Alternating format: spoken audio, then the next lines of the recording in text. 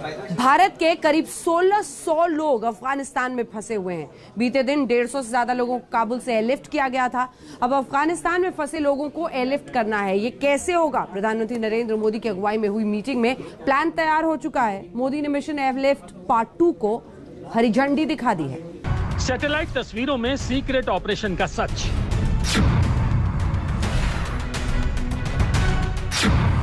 आज तक पर ऑपरेशन की एक्सक्लूसिव तस्वीरें, पहली बार काबुल एयरलिफ्ट की अनदेखी तस्वीर,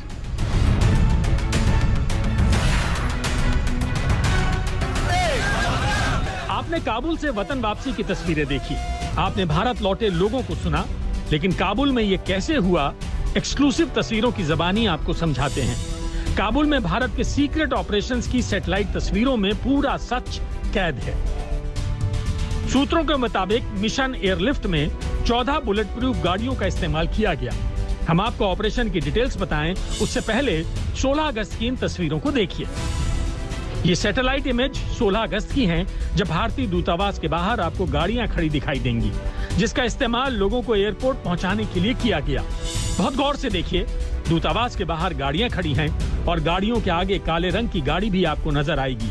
ये वही गाड़ी है जो काफिले को एस्कॉर्ट करते हुए एयरपोर्ट तक लेकर आई। अब आप दूसरी तस्वीर देखिए, ये 17 अगस्त की तस्वीर है और अब भारतीय दूतावास के बाहर कोई गाड़ी नहीं है।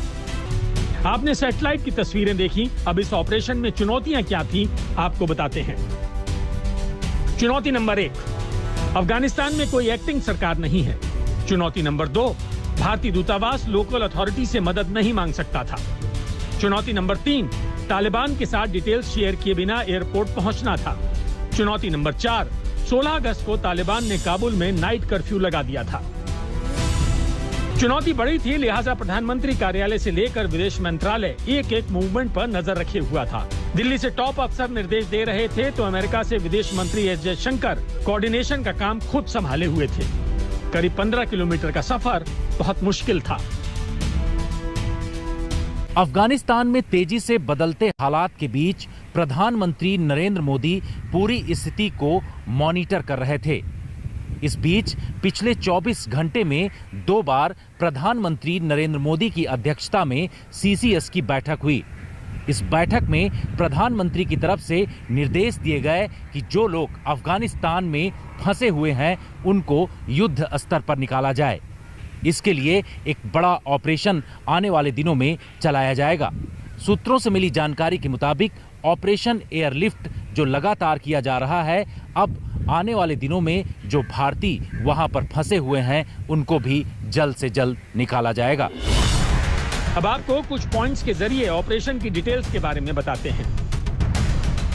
काबुल स्थित भारतीय दूतावास से 70 मीटर की दूरी पर 15 अगस्त के दिन धमाके की आवाज सुनी गई थी, जिसके बाद भारतीयों की सुरक्षा को लेकर चिंता बढ़ गई थी। काबुल के अलग अलग ठिकानों में फंसे भारतीयों को निकालने के लिए 2 टीम बनाई गई थी। 15 अगस्त को एयरलिफ्ट की कोशिश की गई, लेकिन मिशन पूरा नहीं हुआ। सूत्रों के मुताबिक एक चेक पॉइंट पर हथियारबंद तालिबान को देखा गया था, जिसके चलते 15 तारीख को वापस दूतावास आना पड़ा।